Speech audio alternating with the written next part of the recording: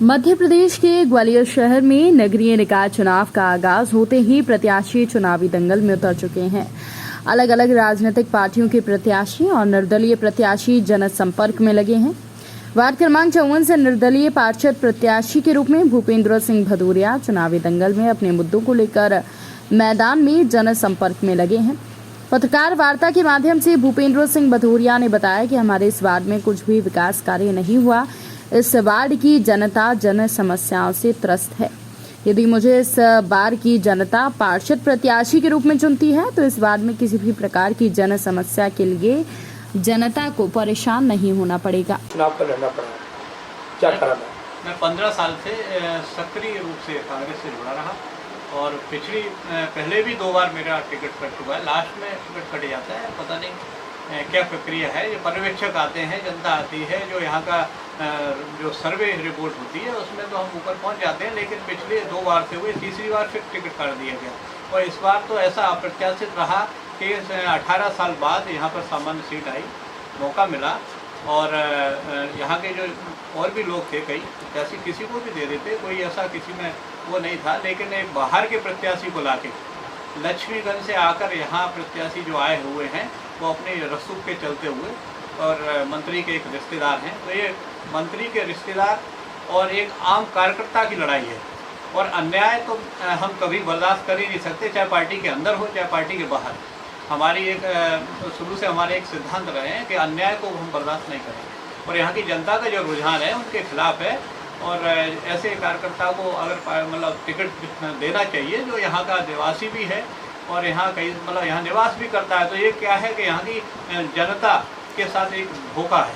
जैसे अपने रसूख के चलते भोपाल जाके टिकट तो लेना एक आम बात है, लेकिन जनता के दिलों को जीतना एक अलग बात। नगरीय निकाय चुनाव में आपको जनता का कितना समर्थन मिल रहा है? जनता का हमें भरपूर समर्थन मिल रहा है सभी वर्गों में। मैं पिछले 22 साल से लगातार यहाँ पर सक्रिय हूँ इस क्षेत्र में और हर घर से हमारा बिल्कुल दिली नाता रहा है और जनता का अपार समर्थन है। अपने बेटे के लिए पूरी तरह समर्थन है। हेलो, क्या नाम आपका? भूपेंद्र सिंह भदौरिया। किस वार्ड से आप चुनाव लड़ रहे हैं? वार्ड 54 से। कौन सी पार्टी से? निर्दलीय प्रत्याशी के रूप में एक चिन्ह। वार्ड में किस तरह की समस्याएं आपको देखने को मिल रही है जनसंपर्क के दौरान?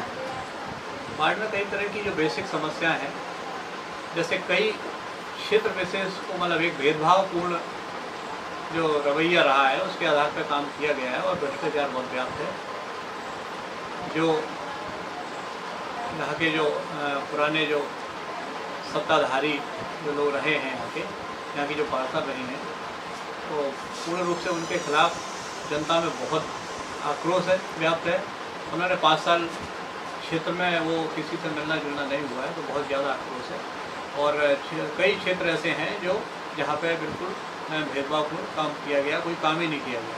सड़कें हैं, नालियाँ मतलब बह रही हैं, सड़कें टूटी फूटी हैं, कई जगह मतलब बहुत ज़्यादा जो विकास होना चाहिए था उस जगह बिल्कुल उपेक्षित कर दिया गया उस क्षेत्र को। और ख़ासकर इस क्षेत्र का जो सबसे एक बड़ा क्षेत्र है तो पुलिस कॉलोनी है। पुलिस कॉलोनियों की तरफ किसी का ध्यान नहीं जाता। किसी भी जनप्रतिनिधि है तो अभी तक मैं देखता आया हूँ कई वर्षों से, तो उनकी हालत जर्जर है और जबकि उनका एक बड़ा वोट बैंक है और वो निर्धारित करते हैं यहाँ के जो भी लीडर है उसका वो चुनने में मेन उनकी भूमिका रहती है। लेकिन पुलिस कॉलोनियाँ पूर्णतः उपेक्षित पड़ी हुई है। ईदगाह क्षेत्र उपेक्षित है और वहाँ विकास की आवश्यकता है।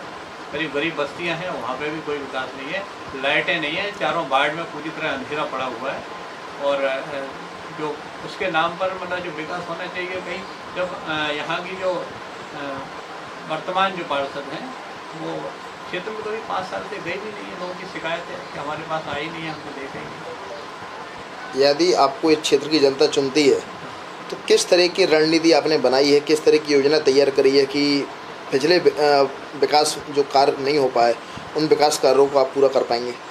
हमारी एक नीति साझा रणनीति है और हमारा एक लोगों के सहयोग से क्षेत्र में मोहल्ले वाई मोहल्ले उनकी समितियों को निर्धारण करेंगे और समितियों के माध्यम से ही काम होगा।